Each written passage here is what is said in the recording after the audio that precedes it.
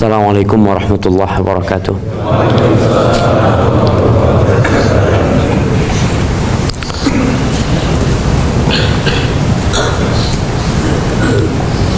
Udah nggak ada yang mau duduk?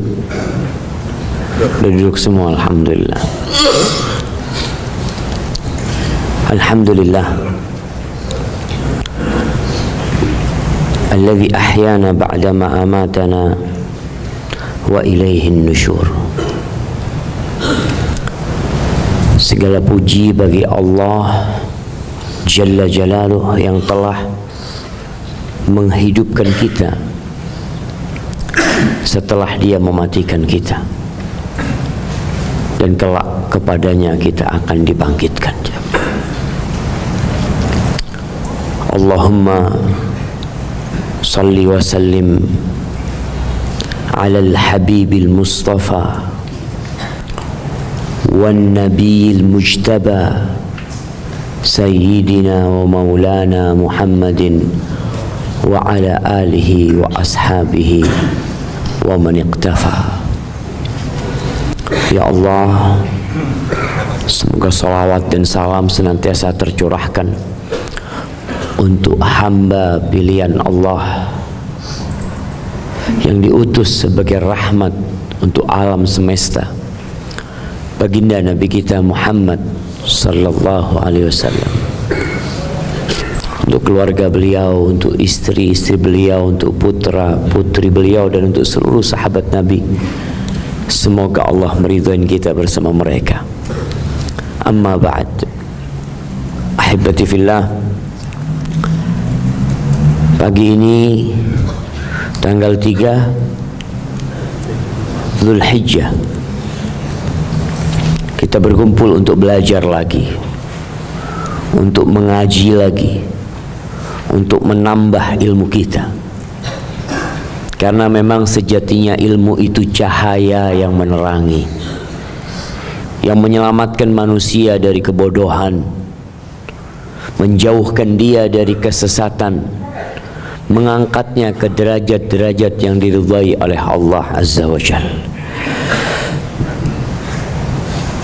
Tidak ada yang perlu diperdebatkan ketika berbincang tentang keutamaan orang yang berilmu. Tapi yang masalah adalah orang-orang yang merasa berilmu padahal dia belum berilmu. Allah Azza wa Jalla mengatakan di surah Az-Zumar ayat 9, Dia mengatakan, amman huwa qanitun ana al-lail sajidan wa qa'iman yahdharul akhirah wa yarju rahmat rabbih. Kata Allah Azza wa Jalla, sama enggak kondisi orang yang dia taat dan patuh kepada Allah Azza wa Jalla, di ujung-ujung malam dia itu sujud, dia itu berdiri, yahdharul akhirah, dia takut dengan hari akhirat, dan dia berharap rahmat Rabbih, dia berharap rahmat Allah Azza wa Jalla. Lalu Allah mengatakan, qul hal yastawi alladhina ya'lamuna wal ladhina la ya'lamun innama yatadhakkaru ulul albab. Awat nggak kedengaran katanya begini.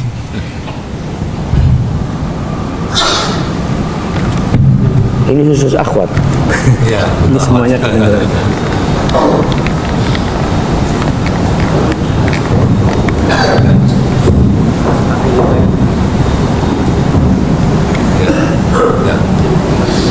Ini dipakai juga. Anak kayak ada di kampung. Mic-nya pakai 2, masya Allah. Memang nggak sama orang yang berilmu dan tidak berilmu. Kata Allah, apakah sama orang yang berilmu dan tidak berilmu? innama yatadzakkaru ulul albab. Tapi enggak semua orang pakai akalnya. Kebanyakan manusia itu lebih memakai nafsu dan perasaan. Yang bisa faham tuh bahwasanya yang berilmu dan tidak berilmu itu tidak sama. Itu seharusnya semua orang. Nggak mungkin sama orang bodoh sama orang berilmu. Tapi terkadang ada penyamaan, perataan, yang berilmu dan tidak berilmu sama saja. Kapan itu terjadi? Ketika pemilu. Orang gila sama suaranya dengan dokter psikologi. Itu pasien sama dokternya sama aja. Nah, kadangkala sebagian orang tidak menggunakan akalnya, sehingga dia menyamakan orang yang berilmu dan tidak berilmu. Maka Allah katakan innama yatadzakkaru ulul albab. Yang mengingat, yang bisa memahami hal itu orang-orang yang menggunakan akalnya. Proses seharusnya nggak boleh disamakan orang yang berilmu dan orang yang tidak berilmu. Kalau disamakan, rusak dunia itu. Kemudian kalau bicara ilmu, Rasul sallallahu alaihi wasallam dalam hadis Abu Darda mengatakan, "Man salaka tariqan yaltamisu fihi ilman, sahhalallahu lahu bihi tariqan ilal jannah." Barang siapa yang meniti jalan menuntut ilmu, maka Allah akan memudahkan bagi dia jalan menuju surga. Ilmu apa nih jamaah? Ilmu apa? Ilmu agama, ilmu din, ilmu tentang syariat Allah Azza wa Jalla, ilmu tentang Allah Azza wa Jalla. Dari mana Ustaz? Kan hadisnya ilmu. Pokoknya siapa yang belajar ilmu dimudahkan jalan menuju surga. Karena biasanya teman-teman yang belajar ilmu umum merasa nggak nyaman kalau hadis ini dikhususkan untuk ilmu agama. Bukankah ilmu yang bermanfaat itu banyak? Nanti kita lanjutkan. Lalu Nabi SAW mengatakan, wa innal malaika la tada'u ajnihataha ridan li talibil ilm. Malaikat yang Allah perintahkan sujud kepada Nabi Adam alaihi salam. Apa sih keutamaan Nabi Adam alaihi salam yang tidak dimiliki oleh para malaikat? Ilmu. Ketika Allah mengatakan wa 'allama Adam al-asma'a kullaha thumma 'aradahum 'alal malaika faqala anbi'uni bi asma'i haula'i in kuntum shadiqin qalu subhanak la ilma lana illa ma 'allamtana. Itu malaikat ditunjukkan tentang ilmunya Nabi Adam. Karena sebelum diciptakan Nabi Adam, malaikat itu meremehkan Nabi Adam alaihissalam, meremehkan manusia yang hendak diciptakan ini. Ya Allah, masa kau bikin orang yang rusak di muka bumi, menumpahkan darahnya? Ketika Allah ciptakan Nabi Adam, kemudian dites nih, ternyata malaikat nggak bisa jawab. Ditanyain, sebutkan nama-nama ini, mereka nggak. Ya Allah, kita nggak punya ilmu kecuali yang kau ajarkan kepada kami. Kemudian Nabi Adam menyebut nama-nama itu. Itu dulu pada awal penciptaan manusia. Dan sekarang malaikat tetap menghormati ilmu. Mereka turun jamaah. Mereka meletakkan sayapnya mengelilingi majelis-majelis ilmu ini, mendengarkan ilmu sebagai keutamaan ilmu dan para penuntut ilmu. Lalu Nabi mengatakan alaihi salatu wassalam, wa innal alima la yastaghfiru lahu man fis samawati wa man fil ard. Orang yang alim, orang yang berilmu, alim ini kalau bahasa Indonesianya apa? Apa jemaah? Cerdik, pandai. Orang yang berilmu jemaah, orang alim. Tapi kadangkala di kampung itu kalau melihat orang sering sholat ke masjid, taat, apa katanya? Alim fulan ini. Akhirnya tidak berbicara ilmu tapi bicara ketaatan. Orang ini orang yang soleh. Ini al-alim, orang yang berilmu. Karena belum tentu orang yang taat ibadah itu berilmu. Karena sebagian beribadah disebabkan semangat aja untuk beribadah tanpa ilmu. Ini yang disebutkan al-alim. La yastaghfiru lahu. Masya Allah. Yang di langit dan di bumi itu beristighfar, mohon ampun buat orang yang berilmu. Hatta al-hitan fil ma atau fi jawfil ma, sampai ikan-ikan di laut. Antum kalau ngelihat ikan di akuarium, melihat ini beristighfar buat orang yang berilmu. Masya Allah. Itu mic-nya siapa yang goyang-goyang cuma?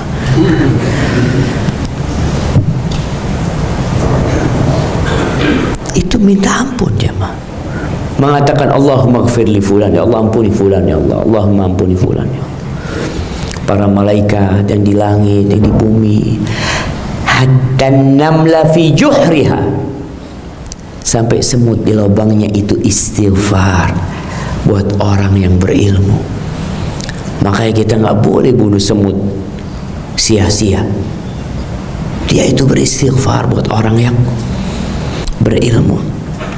Wa inna fadlal alim alal abid. Nabi mengatakan SAW, sesungguhnya keutamaan orang yang berilmu di atas orang yang ahli ibadah. Nih semakin kelihatan kalau bicara ilmu agama.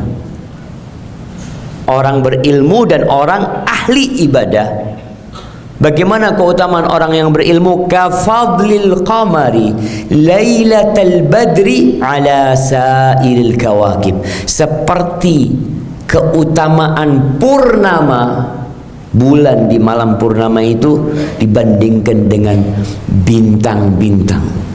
Ketika ada purnama, sulit buat kita untuk melihat bintang-bintang.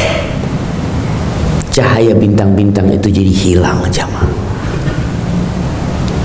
Ini orang berilmu, orang ahli ibadah. Lalu Nabi SAW mengatakan, wa innal ulama warathatul anbiya. Sesungguhnya para orang yang berilmu itu pewaris Nabi. Apa yang diwariskan Nabi SAW? Nabi tidak mewariskan emas dan perak, tapi yang beliau wariskan adalah ilmu. Ilmu tentang apa yang diwariskan Nabi SAW? Tentang bikin jembatan, tentang bikin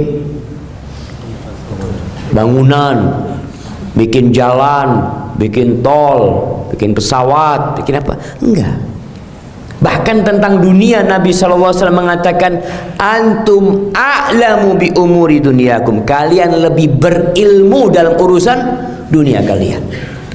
Jadi yang dibicarakan ini ilmu warisan Nabi Muhammad SAW. Faman akhadahu akhadha bihadzin wafir. Siapa yang ngambil warisan Nabi ini, maka dia telah mengambil keberuntungan yang besar sekali. Ilmunya Nabi. Bukan berarti Islam ini anti dengan ilmu-ilmu umum. Tidak. Semua ilmu yang bermanfaat dianjurkan. Bahkan sebagian itu wajib menuntutnya, fardu kifayah, karena untuk kebutuhan umat. dengan ilmu-ilmu tersebut. Tapi yang dibicarakan tentang ilmu yang diwarisi para nabi, orang yang meniti jalan menujunya, meniti ke surga, itu adalah ilmu syariat Allah Azza wa Jal, ilmu tentang Allah. Al-Imam Ibnul Qayyim rahimahullahu ta'ala dalam qasidah nuniyahnya mengatakan dia mengatakan wal jahlu da'un qatilun wa shifa'uhu amrani fit tarkibi muttafiqani nassun minal qur'ani aw min sunnatin wa tabibu dhalikal alimur rabbani wal ilmu aqsamun thalathun ma laha min rabi'in wal haqqu dhut tibyani ilmun bi awsafil ilahi wa fi'lihi wa kadhalika الأسماء للديان والأمر والنهي الذي هو دينه وجزاؤه يوم المعاد الثاني والكل في القرآن والسنن التي جاءت عن المبعوث بالفرقان والله ما قال امرؤ متحذلق بسواهما إلا من الهذيان. Ini Ibnu Qayyim menjelaskan tentang ilmu yang seharusnya dipelajari, yang wajib buat setiap muslim untuk menuntutnya. Nabi SAW mengatakan talabul ilmi fariidatun ala kulli muslim, setiap muslim wajib menuntut ilmu. Beliau mengatakan ilmu itu ada 3 macam, nggak ada yang keempat. Ilmu itu ada 3, nggak ada yang keempat. Dan ini sebuah kebenaran yang jelas, terang. Yang pertama, ini kalau orang bicara berilmu, ya ilmu inilah. Yang pertama, ilmu dengan sifat-sifat Allah, ilmu dengan perbuatan-perbuatan Allah, dan ilmu tentang nama-nama Allah. Itu ilmu. Ketika orang mengenal Allah Azza wa Jal, tahu dengan sifat-sifatnya, tahu dengan nama-namanya, tahu dengan hak Allah Azza wa Jal. Dan di sini dakwah para nabi mengenalkan umat manusia kepada pencipta mereka. Nabi Nuh alaihi salam 950 tahun mengenalkan Allah kepada umatnya, kepada kaumnya, agar mereka mentauhidkan Allah Azza wa Jal. Karena ini sebagai asas segala sesuatu. Bangunan yang tinggi, kalau antum melihat ada sebuah bangunan tingginya 1000 meter, antum akan lihat bangunan itu memiliki pondasi yang menghujam di dalam bumi. Maka ilmu tauhid adalah ilmu yang pertama harus dipelajarin. Itu syahadat kita. Kita mengatakan asyhadu an la ilaha illallah. Itu rukun iman yang pertama, an tu'mina billah. Dan itu pertanyaan pertama di kuburan, man rabbuk?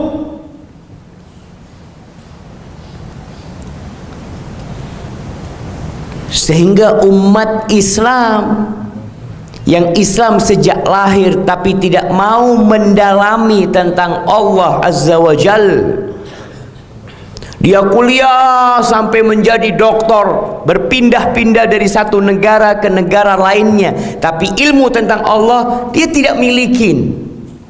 Terus buat apa dia hidup ketika dia nggak kenal sama Allah Azza wa Jal?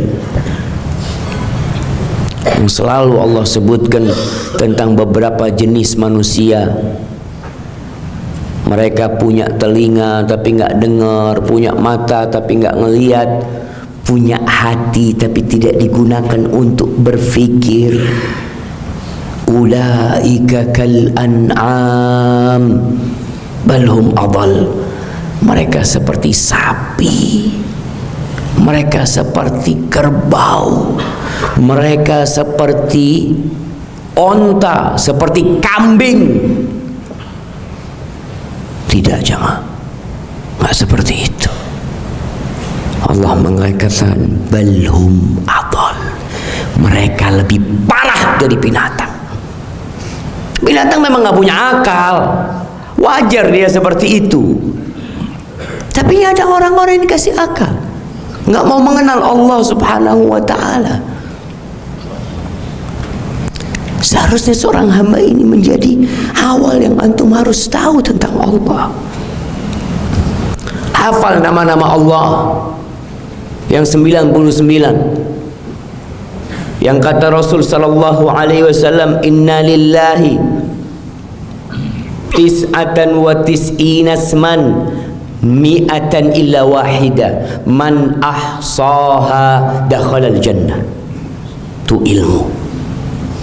Sesungguhnya Allah memiliki 99 nama, 100 kurang 1.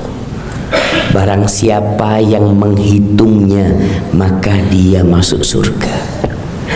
Gimana menghitung nama-nama Allah? Ada tingkatan-tingkatannya. Yang pertama menghafal. Menghafal. Ini biasanya buat siapa menghafal, jemaah? Anak-anak. Anak-anak belum bisa berpikir, tapi dia bisa menghafal. Ajarin anaknya. Ajarin anaknya, ya Allah, ya Rahman, ya Rahim, ya Malik, ya Quddus, ya Salam, ya Mu'min, ya Muhaimin, ya Aziz, ya Jabbar, ya Mutakabbir, ya Khaliq, ya Bari, ya Musawwir. Ajarin anaknya. Kenalkan Allah kepada mereka. Mereka mungkin belum faham, tapi mungkin dia sedang main, dia keluar tuh nama-nama Allah Azza wa Jalla. Ini tingkatan yang paling rendah, menghafal. Tingkatan yang selanjutnya memahami. Sudah hafal, paham. Kita hafal belum? 99 jamaah. Yang ada dalam Al-Quranul Karim, ada beberapa nama yang diperselisihkan oleh para ulama di sana. Dihafal, difahami artinya. Apa sih makna Allah? Apa sih makna Ar-Rahman, Ar-Rahim, Al-Malik? Alhamdulillah Ustaz, sudah faham. Kemudian yang ketiga, setelah memahaminya, berdoa dengan nama-nama itu. Antum lagi susah, rizki sulit, pekerjaan tak kunjung datang, yang bekerja pelanggan nggak ada, sebagian orang tokonya sepi. Kemana dia pergi tatkala itu? Dukun. Di mana dukun? Di Bekasi ada dukun ya, Bang? Hah? Penglaris apa? Kemana Ar-Razzaq? Kemana Al-Qawi? Kemana Al-Matin? Kemana Al-Ghafur, Ar-Rahim, Ar-Rahman? Subhanallah. Pergi ke tempat-tempat itu nggak minta sama Allah Azza wa Jalla, minta sama Allah. Yang keempat, tingkatan yang paling tinggi, beribadah dengan nama-nama tersebut. Sehingga kemanapun dia pergi, dia mau berbuat maksiat, dia ingat Allah itu Sami'un Basir. Alam ya'lam bi annallaha yara. Apa dia nggak tahu Allah melihat? Ini orang kalau sudah sampai tingkatan yang keempat, insya Allah sampai ihsan. Anta'budallah ka'annaka tarah. Engkau beribadah kepada Allah seakan-akan melihatnya. Kalau nggak mampu, maka kau harus yakin Allah melihatmu. Maka ini ilmu yang pertama kata Ibnu Qayyim yang seorang muslim harus belajar. Ketika orang ditanya di kuburan, man rabbuk, ada orang-orang yang Islamnya hanya ikut-ikutan. Dia hidup di lingkungan umat Islam, dia dari muslim, pindah ke tempat orang non muslim jadi seperti mereka. Maka subhanallah, ketika ditanya di kuburan, man rabbuk, la adri sami'tun nas yaquluna faqultu. Aku nggak tahu, tapi aku dengar orang ngomong Allah, ya aku sama ngomong Allah sudah. Tuhanku. Tapi siapa Allah nggak tahu. Yang kedua ilmu adalah wal amru wan nahyu alladhi huwa dinuhu, tentang perintah Allah, tentang larangan Allah. Yang pertama tauhid, baru pindah kepada ilmu tentang syariat, tentang hukum-hukum Allah yang berkaitan dengan halal haram. Kalau orang nggak punya ilmu yang pertama, punya ilmu yang kedua, tahu dia dikatakan ini riba haram, tahu, tapi nggak kenal sama yang pertama, sulit untuk meninggalkannya. Berat buat dia. Enggak lah, itu haram zaman dulu, sekarang kan udah berbeda Ustaz. Nggak kenal sama Allah. Kalau Allah yang meletakkan hukum ini berlaku sampai hari kiamat nantinya. Kita harus belajar jemaah. Dan kebanyakan orang itu belajar tentang halal haram, Masya Allah, tapi kajian tentang nama-nama Allah, sifat-sifat Allah, hak-hak Allah, itu tidak dipelajarin. Maka belajar, ini baru ilmu. Kita bukan meremehkan ilmu yang lain, kita sedang belajar ilmu yang wajib diketahui. Setelah punya ilmu ini, pindah wa jazaohu yaumal ma'adi tsani, ilmu tentang jaza, tentang pembalasan nanti pada hari kiamat. 3 ilmu ini, fahami tentang kematian, setelah kematian, alam barzakh, pelajarin gimana di padang mahsyar, gimana di timbangan, gimana di pembagian rapot, gimana di telaga, gimana tatkala akan melewatin sirat, apa yang perlu dipersiapkan selama perjalanan ini, map menuju ke surga. Untuk pahami tentang surga Allah kayak apa, tentang neraka apa. Nabi SAW dan Allah dalam Al-Quran Karim sejatinya sering mengingatkan tentang beriman kepada Allah dan hari pembalasan. Karena 2 ini yang memotivasi antum untuk halal haram nanti. Man kana yu'minu billahi wal yaumil akhir, barang siapa beriman kepada Allah dan hari akhir, hendaklah berbuat ini. Allah mengatakan in kuntum tu'minuna billahi wal yaumil akhir, kalau kalian beriman kepada Allah dan hari akhir, tinggalkan ini. Karena itu menjadi motor yang menggerakkan seseorang untuk beramal jamaah. Kenapa banyak orang meninggalkan kampungnya tinggal di Bekasi? Ada apa di Bekasi jamaah? Nah, ana mau tanya nih, antum dari mana? Solo, ngapain kesini? Solo, antum? Solo juga, antum? Sidoarjo, jauh-jauh antum Sidoarjo. Belakangnya Lampung, astagfirullah, nyebrang antum ke sini. Ada apa di sini? Oh, mau ke Bogor, tambah jauh lagi mau ke Bogor. Lihat jamaah, ada sesuatu di tempat ini yang menyebabkan orang Solo datang, orang Lampung datang, orang Padang datang, orang Sorong datang, orang Banjar datang, Masya Allah, kumpul di satu tempat karena ada sesuatu yang menarik buat mereka. Sebagian itu melakukan perjalanan naik mobil, berhari-hari. Ada yang dari NTT datang ke Bekasi karena dia mendapatkan informasi kalau di tempat itu ada sesuatu yang menarik, ada rizki, ada gaji, ada jabatan, ada macam-macam yang dicari. Sehingga perjalanan jauh ditempuh. Itulah yang menyebabkan kita siap berkorban dan berusaha ketika kita punya ilmu tentang hari akhir. Di situ ada bidadari yang masya Allah, kalau pakai baju 8 lapis masih kelihatan putih kakinya sampai sumsum tulangnya. Allahu Akbar. Anda mau cari tuh di mana tuh?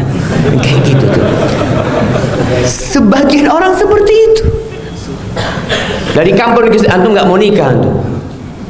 Dia dari Solo. Di mana perempuannya? Ada di timur-timur. Aduh, jauh banget. Tunggu dulu antum. Ini perempuan kalau sedang mendung terang bumi Allah. Bener deh. Ana mau berangkat kalau kayak gitu tuh. Subhanallah. Itu bidadari surga. Lawit tala'at ala ahlil ardi, kalau dia melongok melihat ke bumi, terang bumi Allah ini jamaah. Itu bidadari surga jamaah. Kira-kira tadi berangkat enggak ke timur-timur jemaah? Berangkat ke timur-timur. Bismillah. Capek enggak apa-apa, yang tapi dapat yang zen. Itu yang dia cari. Maka nih 3 ilmu yang harus dikejar. Ilmu yang bermanfaat lainnya nyusul nantinya, nyusul. Setelah antum kenal sama Allah, tahu dengan halal haram, tahu dengan kewajiban antum, tahu dengan yang dilarang, kemudian antum faham dengan hakikat kehidupan dunia yang akan berakhir dengan kematian. Di sana ada hari kebangkitan. Hadza huwal ilm. Antum silahkan melanjutkan perjalanan hidup antum. Ketika antum jadi pejabat, antum tidak akan korupsi. Ketika antum jadi pengusaha, antum tidak akan menipu. Ketika antum jadi pegawai, antum tidak akan korupsi waktu, malas, enggak. Karena sejatinya Ustaz, ana sedang beramal untuk akhirat ana. Dari mana antum? Ilmu. Ada manusia-manusia yang tidak percaya dengan hari akhir, yang beranggapan itu ramalan. Sampai ana heran jemaah. Ada seorang muslim, ana dengar sendiri dia berbicara. Ini ada orang-orang bicara tentang surga, tentang bidadari, tentang kenikmatan yang di dalamnya, ada 4 sungai macam-macam. Emangnya pernah ke surga? Saja. Ada muslim yang nggak percaya, pakaiannya muslim, tapi sejatinya dia memang nggak punya ilmu. Dia hanya hidup di tengah-tengah masyarakat muslim dan dia tidak pernah menuntut ilmu tentang 3 hal ini, sehingga meremehkan Allah, meremehkan agama Allah, dan meremehkan hari kebangkitan. Kata Ibnu Qayyim, wal kullu fil Qur'ani was sunani allati, semuanya sudah Allah sebutkan di Quran, penjelasannya ada di sunnah. Tapi Allah, ada orang yang sok berilmu berbicara. Makanya kalau ada orang berbicara tanpa landasan Al-Quran dan Sunnah, itu omong kosong. Itu omong kosong. Hanya ya hasil pikiran dia, olahan bahasa dia yang indah, yang menyihir manusia untuk mendengarkan dan mengamalkan apa yang dikatakan, padahal itu omong kosong semuanya. Kecuali ilmu yang berasal dari Al-Quran dan Sunnah. Dan Ibnu Qayyim mengatakan, obat orang bodoh ini 2. Kalau antum nggak paham, obatnya 2. Yang pertama, nassun minal Qur'ani au min sunnah. Ya, penjelasan dari Al-Quran dan Sunnah. Cukup? Nggak cukup. Harus ada yang menjelaskan. Wa tabibu dzakal alimur rabbani. Dan dokter yang bisa ngobatin penyakit bodoh ini adalah orang yang alim, yang bersandar kepada Allah Azza wa Jalla dalam segala hal, yang dia mengajak umat untuk kepada Allah. sehingga tidak muncul kelompok-kelompok seperti Khawarij. Antum tahu kelompok Khawarij itu munculnya kapan? Di masa sahabat. Di masa sahabat masih ada sahabat-sahabat, masih ada Abdullah bin Umar, Abdullah bin Abbas, ada Ali bin Abi Thalib. Muncul kelompok tersebut. Kenapa? Karena mereka memahami Quran, memahami sunnah semau mereka. Tidak kembali kepada mereka yang lebih faham dan mengerti, yaitu sahabat-sahabat Rasul sallallahu alaihi wasallam. Maka Nabi SAW mengatakan, Sayati al-nas aqwam, akan datang satu masa di mana ada orang-orang hudatsaul asnan, sufahaul ahlam, yaquluna min khairi qaulil bariyah. Oh, Masya Allah, orang ini masih muda-muda, semangatnya jangan ditanya. Yang dia ungkapkan adalah bicaranya yang dari firman Allah, dari sabda Rasul sallallahu alaihi wasallam, yaqra'unal Quran, baca Quran, tapi tidak melewatin kerongkongan mereka. Kalian kalau melihat ibadah mereka, nggak ada apa-apanya ibadah kalian. Artinya muncul kelompok ahli ibadah di masa para sahabat Nabi, yang ibadah para sahabat kalah dengan ibadah mereka. Tapi nggak pakai ilmu, sehingga menyimpang akhirnya jamaah. La in adraktuhum la aqtulannahum qatla'an. Kalau aku sampai hidup di masa mereka, kata Nabi SAW, aku akan bantai mereka seperti dibantainya kaum A. Ini orang-orang bersandar kepada Quran dan Sunnah, tapi tidak dengan pemahaman para sahabat Nabi. Antum pikir orang-orang Khawarij tabi'in jemaah? Mereka itu tabi'in, artinya berjumpa dengan para sahabat Nabi, tapi sok berilmu sudah, merasa berilmu. Sehingga ketika Ali bin Abi Thalib mau memerangi mereka, Ali sayang dengan mereka muslimin, mereka orang-orang Islam. Akhirnya Ali bin Abi Thalib mengirim Abdullah bin Abbas radhiyallahu anhuma untuk berdialog dengan mereka. Dilihat memang mereka orangnya ahli-ahli ibadah. Ketika diajak ngobrol tadi, mereka sampai kepada ayat-ayat yang berkaitan dengan orang kafir, itu diturunkan kepada orang-orang Islam, kepada sahabat Nabi. Hanya setelah dialog, ada 8.000 orang yang berpisah dari kaum Khawarij berkumpul kembali dengan Ali bin Abi Thalib radhiyallahu taala anhu. Kemudian setelah berilmu, faham Ustaz, alhamdulillah, ana sudah ngaji tentang Allah, tentang tauhid, tentang hukum-hukumnya, kemudian tentang hari akhir, tapi nggak punya semangat untuk mengamalkan. Jemaah, antum ngantuk? Anda lihat sebagian mulai dia nggak ada kopi masjid ini. Masya Allah, ada yang tidur di sebelah Anda jemaah.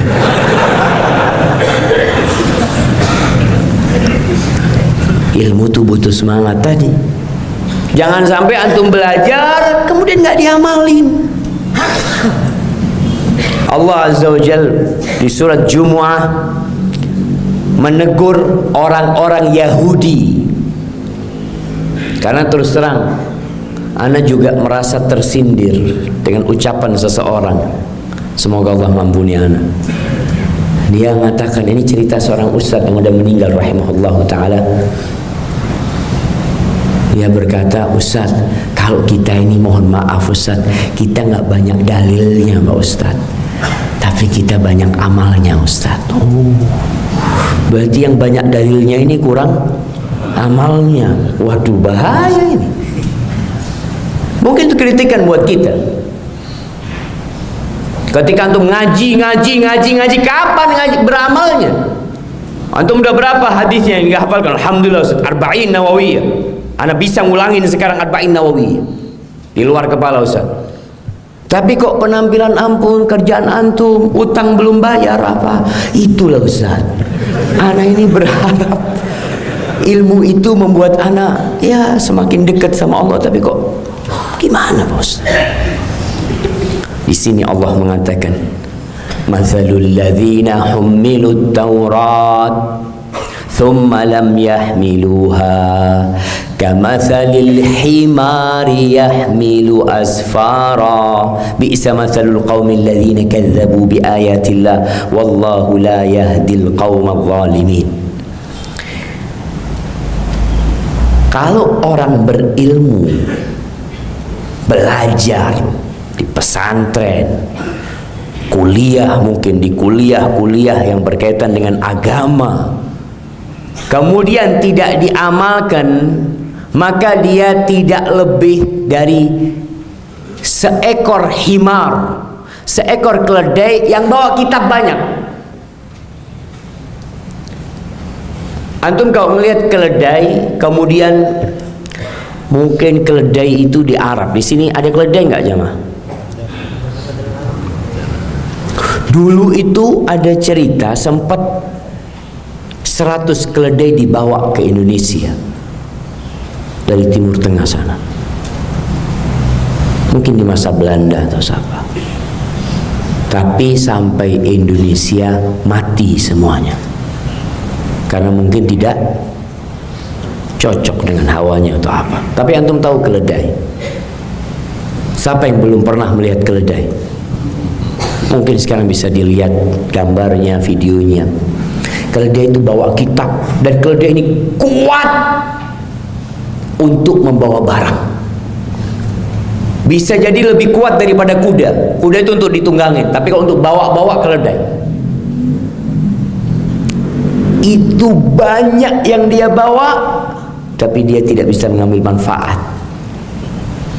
dari kitab tersebut. Makanya kata Ibnul Qayyim rahimahullahu ta'ala, faqasa man hammalahu subhanahu kitabah liyu'mina bihi wa yatadabbara wa ya'mala bihi wa yad'u ilaih thumma khalafa dhalika. Allah bikin sebuah permisalan. Orang yang Allah kasih ilmu, Allah turunkan kepada mereka kitabnya, ini Taurat, agar mereka beriman dengannya, agar mereka mentadabburinya, agar mereka beramal dengannya, kemudian mengajak orang kepadanya. Ada orang Masya Allah hafal hadis, inna syaitana ya'kulu bishimalihi wa yashrab bishimalihi. Syaitan itu makan dan minum dengan tangan kirinya. Tahu, tapi dia makan dan minum dengan tangan kiri. Model seperti ini, disuruh diamalkan, disuruh ngajak orang, thumma khalafa dzalik, kemudian dia malah menyelisihi ilmu yang dia miliki. Walam yahammilhu illa ala dhahri qalbin. Dia cuma ilmunya cuma sekedar hafalan ya. Kalau disuruh ngisi kajian bisa dia, ada ilmunya. Dan mungkin cerdas orang ini. Quran di luar kepala, hadis di luar kepala. Apa kata Ibnul Qayyim? Faqira'atuhu bighairi tadabburin wala tafahumin wala tiba'in wala tahkimin lahu wa amalin bimujibihi kahimar. Jadi dia baca Quran tanpa tadabbur, dia memahami tanpa mau mengikuti, dan dia tidak mau mempraktekannya dan beramal dengan isinya, maka dia seperti himar, seperti keledai yang di punggungnya ada kitab-kitab yang banyak. Makanya Allah Azza wa Jalla di surat Shaf ayat 2 dan 3 mengatakan, ya ayyuhalladzina amanu lima taquluna ma la taf'alun. Wahai orang-orang yang beriman, kenapa kalian ngomong tapi yang tidak kalian kerjakan? Kabura maqtan indallah an taqulu ma la taf'alun. Sebuah dosa yang besar. Engkau baca hadisnya, ngomong kau hadisnya sahih, tapi engkau tidak mengamalkannya. Seperti himar akhirnya jamaah. Al-Imam Al-Qurtubi ketika mentafsirkan ayat ini menyebutkan sebuah hadis Thumamah, bahwa Anas bin Malik berkata, Rasulullah sallallahu alaihi wasallam bersabda, ataitu lailata usriya bi ala qaumin tuqradu shifahuhum. Pada malam Lailatul Qadar itu, malam Isra itu, aku mendatangi sebuah kaum yang bibir mereka sedang digunting-gunting dengan gunting dari api neraka. Kullama quridat wafat, setiap digunting balik asal, gunting balik asal. Qultu man haula'i Jibril, siapa mereka wahai Jibril? Qala haula khutaba'u ummatika alladzina yaquluna wa la yaf'alun wa yaqra'una kitab Allah wa la ya'malun. Mereka adalah orator-orator umatmu, orang-orang yang ahli berceramah, yang mereka berkata apa yang tidak mereka berbuat dan membaca Al-Quran dan tidak mengamalkannya. Maka jamaah kita ni yang berilmu, yang udah belajar, udah ngaji, jangan sampai ada ngaji masih nyopet. Betul, ana sedih jamaah ketika ikut kajian di masjid, tasnya hilang, handphonenya hilang. Ada nggak kejadian di masjid ini? Sering. Beneran tuh. Perlu di sweeping ini jamaah. Itulah jamaah. Niatnya buruk, datang kajian, nggak ada manfaatnya, lebih parah dari himar nanti, dari keledai. Nanti kita akan ditanya pada hari kiamat tentang ilmu ini, an ilmihi madza amila bihi, tentang ilmunya kau gunakan buat apa ilmu itu. Karena sebagian orang cuma buat gaya-gaya doang, nggak diamalkan. Dan mungkin ini salah satu apa ya, sistem pendidikan yang ada kadangkala sudah salah arah atau membuat orang salah arah. Sistemnya nggak salah, cuma orang-orangnya ini jadi salah arah. Kebanyakan orang sekarang belajar itu untuk bekerja, belajar ilmu agama. Kalau ilmu umum apa? Memang untuk bekerja. Belajar ilmu agama untuk cari fulus, bukan. Ini ilmu untuk cari akhirat. Dunia datang, jangan takut. Maka man talabal ilma mimma yubtagha bihi wajhullah la yatlubuhu illa liyusiba bihi aradan minad dunya lam yarih raihatal jannah. Barang siapa yang menuntut ilmu, yang ilmu ini tidak boleh diminta kecuali untuk mencari keridhaan Allah Azza wa Jalla, untuk berjumpa dengan Allah Azza wa Jalla. Kemudian dia belajar dan menuntutnya untuk mendapatkan sedikit kenikmatan dunia, nggak mencium bau surga dia. Kalau orang belajar ilmu agama, belajar tentang 3 hal, tentang Allah, tentang hukum-hukum Allah, tentang hari akhir, kemudian hanya untuk mencari dunia. Kenapa antum kok belajar agama ini kok giat? Nah, soalnya ana lihat ustadz ini kok laris sekarang ya. Oh gitu kata dia. Insyaallah ana bisa lah cari fulus nanti. Cari fulus dengan itu. Antum akan ditanya tentang ilmu yang antum pelajari.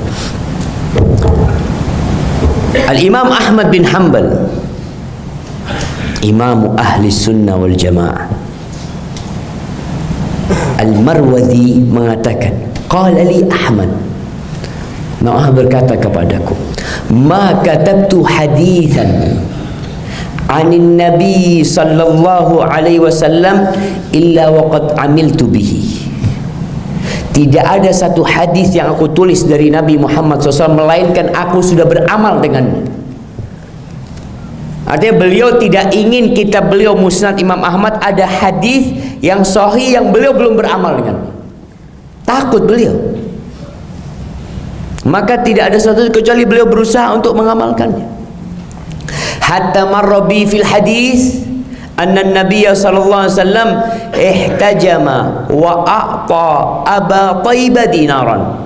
Sampai aku membaca hadis bahwa Nabi sallallahu alaihi wasallam berhijamah, yang membekam beliau itu namanya Abu Thaibah, dan Nabi memberi upah kepada Abu Thaibah ini 1 dinar. 1 dinar itu sekarang kira-kira 3 juta. Bisa untuk mengamalkan hadis ini. Panggil tukang bekam, set, bekam. Setelah bekam, 3 juta kata dia. Imam Ahmad kata dia, langsung dipanggil tukang bekam dan aku kasih dia 1 dinar. Dari inginnya mengamalkan hadis Nabi Muhammad SAW. Ya. Memang berat jemaah. Artinya ilmu ini untuk diamalkan, bukan untuk bergaya. Wah, ana tahu hadis ini, ana faham ilmu ini. Bukan. Dan buah dari ilmu ini akan mengantarkan kita kepada iman, kepada hakikat tauhid, pengabdian kepada Allah Azza wa Jalla, dan menjauhkan kita dari kesyirikan. Itu buah dari ilmu. Ketika antum kenal sama Allah Azza wa Jalla, insyaallah jauh dari kesyirikan. Oleh karena itu Allah Azza wa Jalla di surah Ali Imran, Masya Allah, beliau memuji orang-orang yang berilmu. Bahkan dia mengatakan, syahidallah annahu la ilaha illahu wal malaikatu wa ulul ilm qa'iman bil qist la ilaha illahu wal azizul hakim. Subhanallah. Allah itu bersaksi, Allah bersaksi bahwa tiada yang bersembah, tiada yang berhak disembah kecuali Allah. Para malaikat bersaksi bahwa tiada yang berhak disembah kecuali Allah, dan orang-orang yang berilmu bersaksi bahwa tiada yang berhak disembah kecuali Allah Subhanahu wa taala. Ilmu mengantarkan kepada tauhid yang murni, jauh dari kesyirikan antum akhirnya. Dan ilmu ini akan mengantarkan antum kepada takwa. Orang berilmu seharusnya orang yang paling bertakwa, orang yang paling takut kepada Allah Azza wa Jalla. Makanya Allah katakan, innama yakhsyallaha min ibadihi al-ulama. Yang takut kepada Allah dari hamba-hambanya ini adalah orang yang berilmu, ulama jemaah. Rasulullah SAW ketika ada 3 sahabat yang mau beribadah, mau beramal, tapi tanpa ilmu. Bukan tanpa ilmu ya. Ingat 3 sahabat yang datang ke rumah Rasul sallallahu alaihi wasallam bertanya kepada Aisyah, gimana sih sholatnya Nabi? Ya, Nabi sholat malam tapi beliau juga tidur ya. Nabi puasa, beliau juga nggak puasa, kadang-kala berhari-hari. Ya, beliau juga menikah, istri. Apa kata 3 orang ini? Fastaqalluha. Kayaknya ibadah Nabi nggak banyak sih. Iya cuma nggak banyak. Jadi kalau ada orang yang mengatakan sulit mencontoh Nabi Sallallahu Alaihi Wasallam, Allah itu mengutus nabinya dari manusia yang bisa dicontoh, bukan malaikat. Beliau manusia. Sehingga kalau ada orang mengatakan, ya kita kan manusia Ustaz, itu kan Nabi. Emang ini Nabi bukan manusia? Manusia Nabi SAW. Nih sahabat yang 3 aja menganggap amalan Nabi sedikit. Yang mereka mendengar langsung dari istri Nabi tentang amalan Rasul sallallahu alaihi wasallam. Lalu yang satu mengatakan, amma ana fa aqumul lail wala anam. Aku mulai saat ini aku tidak akan tidur malam hari. Aku akan begadang untuk sholat malam. Nggak ada tidur jemaah. Yang kedua, amma ana fa asumud dahra wala uftir. Aku akan puasa sepanjang masa, nggak akan berbuka. Yang satu mengatakan, ini 2, 1 puasa, 1 sholat malam. Anak apa ya kata dia. Kalau gitu aku nggak akan nikah dengan perempuan kata dia, supaya fokus ibadah. Nabi dengar. Inilah jemaah, ketika orang tidak merujuk kepada pemahaman Nabi Muhammad SAW dan pengamalan beliau serta pemahaman para sahabat, akan menyimpang. Nabi langsung naik mimbarnya mengatakan SAW, ama wallahi, demi Allah aku ini, inni la'alamukum billahi wa atqakum lahu wa akhsyakum. Aku ni orang yang paling berilmu di antara kalian dan paling bertakwa kepada Allah dan paling takut sama Allah Azza wa Jalla. Dan aku itu salat malam dan tidur. Aku puasa dan berbuka, dan aku menikah dengan wanita. Barang siapa yang benci dengan sunnahku bukan dari golonganku. Jadi jangan cuma beramal semaunya. Ilmu ini akan mengantarkan kepada ketakwaan, rasa takut kepada Allah Azza wa Jalla. Allah mengatakan, qul aminu bihi aw la tu'minu. Kalian mau beriman, kalian berimanlah dengan Al-Quran itu, atau nggak beriman. Karena nggak ada pemaksaan. Innal ladzina utul ilma min qablihi. Sesungguhnya orang-orang yang diberi ilmu sebelum Al-Quran ini diturunkan, mereka punya ilmu dari kalangan umatnya Nabi Isa alaihissalam, umatnya Nabi Musa alaihissalam. Yang berilmu itu gimana sih sifat mereka? Idza yutla alaihim yakhruna lil adqani sujada. Apabila dibacakan kepada mereka ayat-ayat Allah, mereka langsung sujud, takut kepada Allah Azza wa Jalla. Jamaah, kalau sudah berilmu, jangan ingin popularitas. Kadang-kala kalau berilmu tuh, sekarang ini kan Masya Allah, media ini begitu mudahnya untuk mengangkat manusia. Ada televisi, pokoknya orang kalau masuk televisi, orang yang alim belum tentu. Yang masuk YouTube alim, subhanallah. Gimana tuh katakan orang yang masuk YouTube itu, yang ceramah di YouTube alim? Semua sekarang bisa taruh nih. Ini handphonenya siapa ini? Nah, live streaming. Kok nggak pakai mic? Ana ada apa pakai ini? Ada dua ini. Satu sini, satu. Masya Allah. Baik, ini live streaming. Antum butuh handphone, tidur-tiduran bisa ceramah. Innal hamdalillah nahmaduhu wa nasta'in. Siapa yang nggak bisa jamaah? Siapa yang nggak bisa kayak gitu? Semua bisa. Oh, followernya banyak, berarti ini alim. Belum tentu. Follower bukan ukuran. Ronaldo banyak followernya. Tuh, kalau bicara yang paling banyak followernya berarti paling alim. Ronaldo berarti paling alim. Enggak. Aksarun nas itu jamaah memang mengikuti orang-orang yang tidak benar. Tapi di Indonesia siapa artis yang paling banyak followernya? Artis. Di IG siapa yang paling banyak jemaah? Hah? Ada yang tahu? Siapa?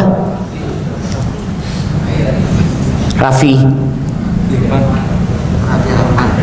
Bukan Ayu Ting Ting, bukan. Naam jemaah, itu orang-orang subhanallah. Jadi banyaknya follower bukan jaminan orang itu berilmu.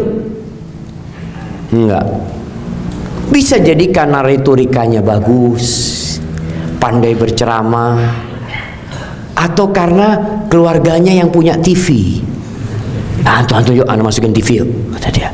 Nah, bisa terjadi seperti itu. Sehingga kadangkala orang ini kalau sudah berada di atas, ngomong seenaknya, itu bahaya. Umar bin Khattab radhiyallahu anhu mengatakan, ta'allamu aw tafaqahu qabla an tusawwadu. Kalian itu belajarlah ilmu sebelum jadi tokoh, sebelum ditokohkan oleh masyarakat, belajar. Kata Imam Bukhari, wa ba'da an tusawwadu, dan setelah kau jadi tokoh tetap belajar, jangan berhenti belajar. Karena kata Nabi SAW, ada satu kelompok manusia yang namanya Ruwaibidah.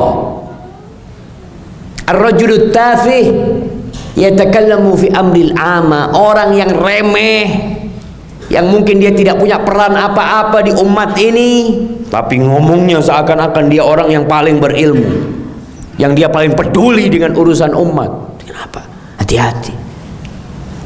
Kalau sudah antum sampai kepada merasa berilmu, meremehkan orang lain, sok tahu, maka biasanya akan tergelincir dalam kehidupan ini jamaah. Sampai sebagian ulama mengatakan orang yang sok berilmu itu biasanya ambisi dia adalah manusia, popularitas. Biasanya dia akan menunjukkan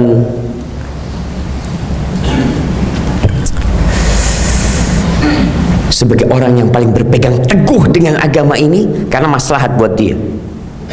Tapi kalau ternyata maslahatnya di tempat lain, dia bisa pindah ke tempat lain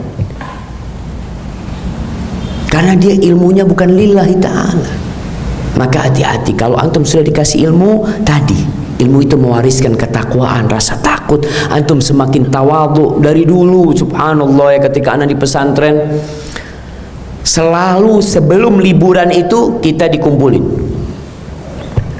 Kita punya ustadz jazahullah khairannya, semoga Allah memasukkan beliau ke surganya. Dia selalu mengatakan, anak-anak ingat, di batukmu ada santri, gitu dia. Di batuk ini ada tulisan santri kan? Karena kadang-kadang santri ini kalau liburan jadi nggak bener jamaah. Main ini itu karena di pondok kan nggak boleh keluar kemana-mana kan. Jadi kalau pulang itu semangat. Itu selalu nggak, di batukmu ada santri. Dan ingat, setiap engkau tambah ilmunya harus seperti padi. Padi itu yang nggak ada isinya tegak. Semakin berisi dia semakin condong. Semakin berat semakin nunduk, semakin nunduk dia jamaah. Itulah ilmu yang sebenarnya yang mewariskan rasa takut sama Allah, bukan malah menyombongkan diri.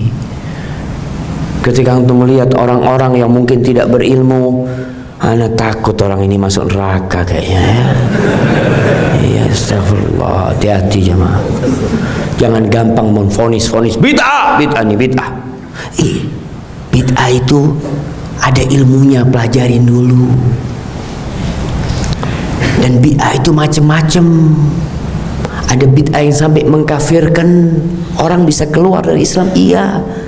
Ada bid'ah yang tidak. Kita pun harus belajar supaya tidak mudah menyalahkan orang lain. Masuk masjid, lihat masjidnya pakai kunut, pakai kunut lah, cari masjid lain.